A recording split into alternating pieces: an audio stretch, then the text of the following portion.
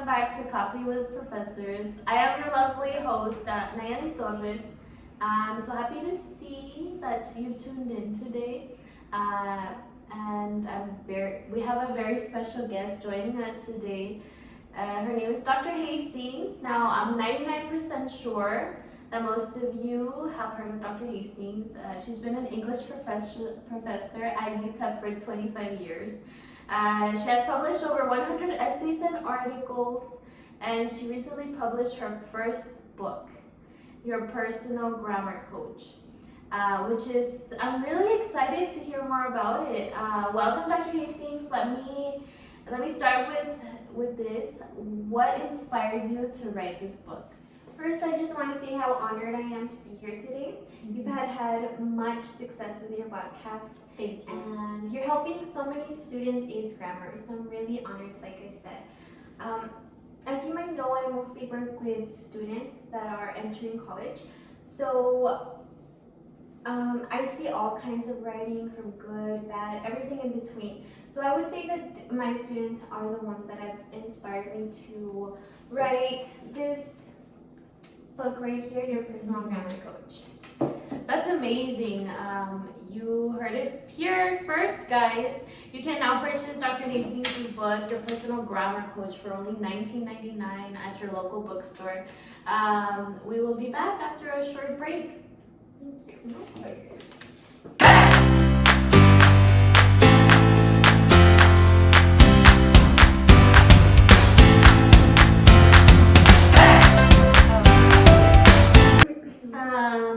So I've read your book, Dr. Hastings, and the thing that I love the most about it is that it covers a wide range of grammar topics, from comma splices to subject-verb agreement. Definitely for me, your book has been a very useful tool when it comes to writing essays and becoming a better writer. If I'm writing, and I find myself doubting whether I should end a sentence with a preposition or whether I should end with a semicolon or a comma, I simply go to the table of content and look for what you're looking for. Yes, Yeah. Look for the topic that I'm struggling with and flip through the pages. It's amazing how much your book has helped me improve my writing skills. I'm so glad that you bring that up, Nayeli, because when I got together with my editor and my designer, the person that designed the book, I told her that more than anything, I wanted the book to be a guide for students, right? I wanted it to look like a guide, which is why we added all the tabs that we did, and we added the intricate table of contents, so that it's helpful for students. So I'm really glad that it's helping you. Oh yes, no, thank you. The book has a great, aesthetically pleasing, easy to navigate design. I simply love it. So I guess we'll begin today's $1 million question that one of our lovely viewers has sent to us. So yeah, let's see. So Miss Samantha Fitzpatrick. Samantha Fitzpatrick, a freshman at Seattle University, asked if you could advise us college students to focus on 2 important topics to improve our overall writing, what would it be? Great question, Samantha. Okay, yeah, that is a great question, Samantha. Of course, I advise students to brush up on all aspects of grammar. But if I had to pick 2 things that could automatically make everyone's writing better, I would have to advise you to focus on the components of an effective paragraph, and as well as sentence structure and variety. Okay. Interesting choice. Can you tell us a little bit more about why components of effective paragraph and sentence structure and variety? Yes, of course. So as I walk you through the diagram that you see on the screen, you'll understand how easy it is to format a paragraph, and you'll never find yourself wondering or, you know, just basically wondering where to start. I remember using this with my 8th grade students back when I was a middle school teacher. So I hope it's useful. Let's look. Let's look. Top bun of our sandwich, or in this case our hamburger, represents the topic sentence. The topic sentence tells the reader the main idea or what the paragraph will be about.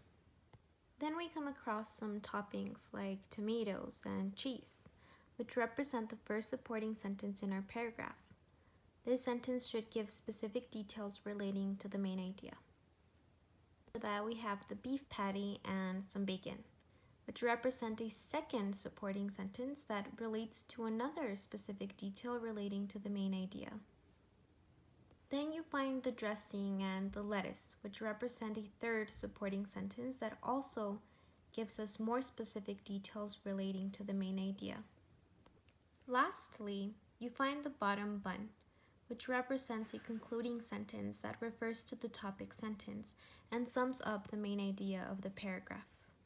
Remember that using this simple diagram while writing an essay can make a world of a difference, and it can certainly transform a dull paragraph into an in-depth paragraph that is coherent and easy to digest. I want to say that I'm impressed with the way you just explained the sandwich diagram.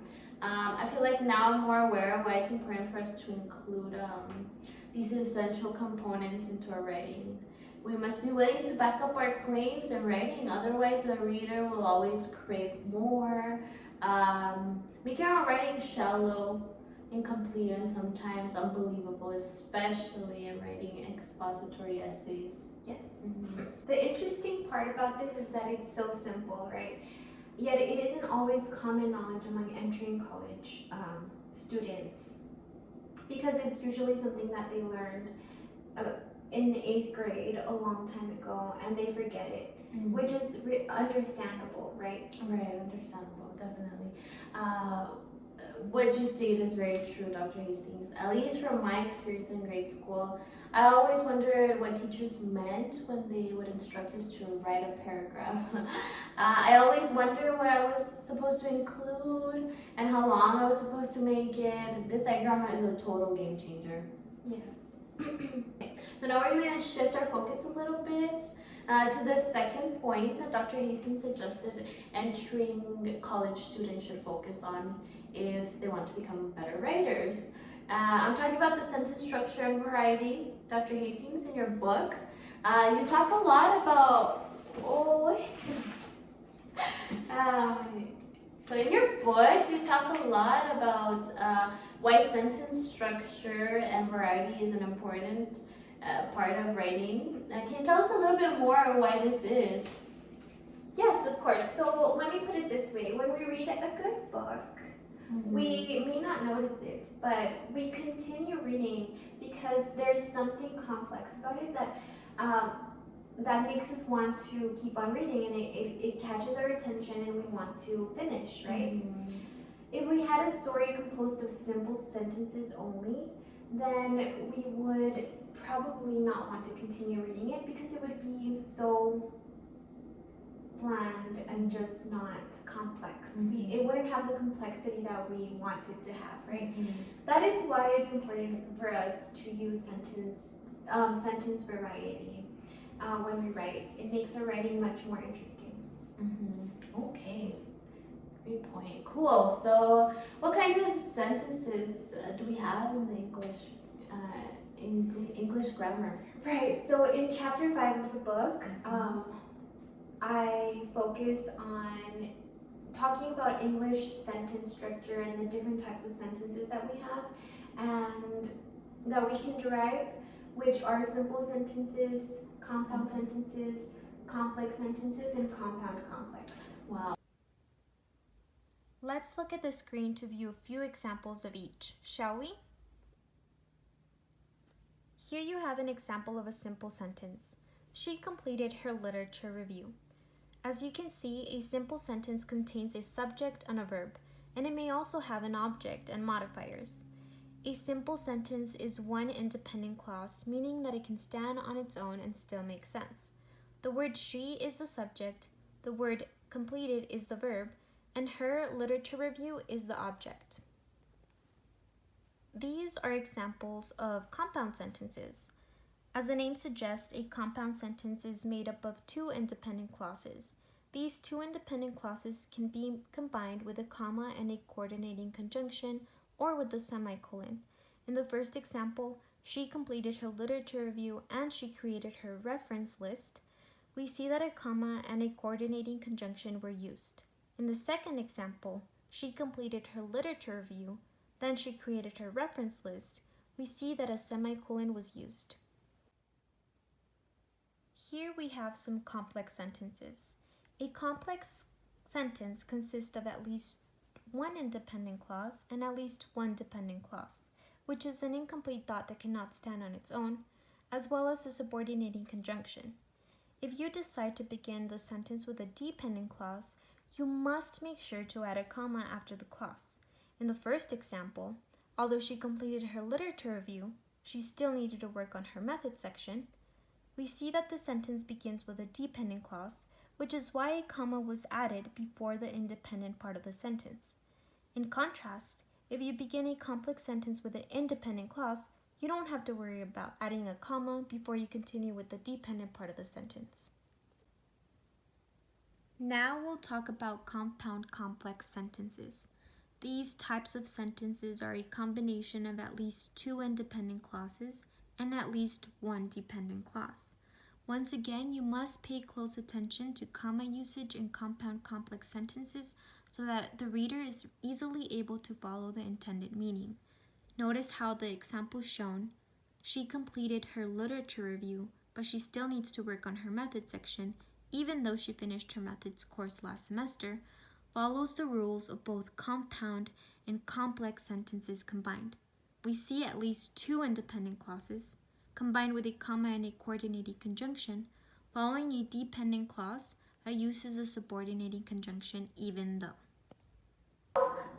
There you have it, guys. Sentence structure and variety. Thank you so much for joining us today, Dr. Hastings. I'm sure so many of our viewers will be able to benefit from this. It's been a pleasure talking to you. If you want to purchase Dr. Hastings' books, your personal grammar coach, make sure you click on the link down below. Thank you so much, Dr. Hastings. Thank you so much. It's been an honor. Bye.